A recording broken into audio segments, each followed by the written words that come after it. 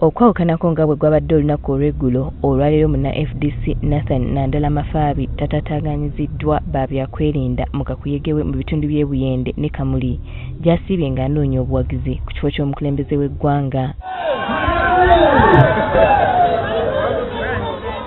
Weziweredde essaawa nnya ez'okumakya nga yatuuse edda mu bitundu by'e Buzaaya era eno akakasizza abantu ku byagenda okubakolera singa bamuteekamu obwesige.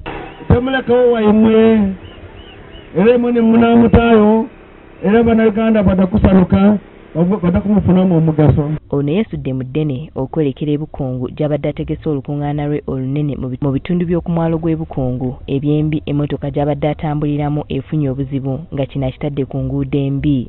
Era nenakobera n'emmotoka yaffe endala efiirire ku ngireeko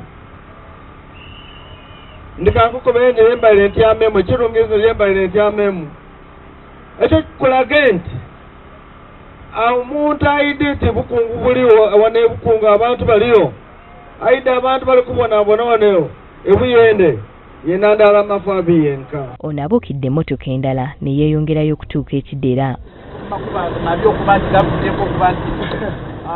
Bw'atuuse ku mwalo gw'e Bukungu Nandala yayisizza ebivulu n'abawagizi nga bw'akolokoota ekibiina ki NRM engeri gye kyayisaamu omubaka omukyala ow'e Kamuli Rebecca Alitwala Kadaaga.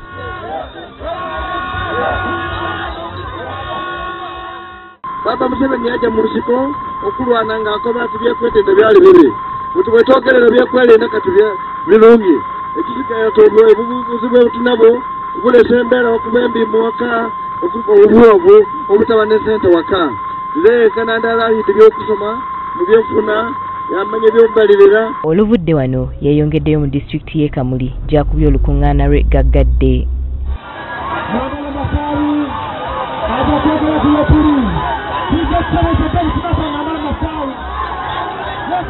Olunaku olw'enkya Honorable Nandala Mafabi lwasuubira okukomekereza akakuyegewe mu bitundu by'e Busoga era ng'agenda kubeera wali mu kibuga Jinja olwo gy'anaava ayolekere mu bitundu by'e Bundibujjo eyo gy'agenda okukolera akakuyegewe mu bitundu ebyo.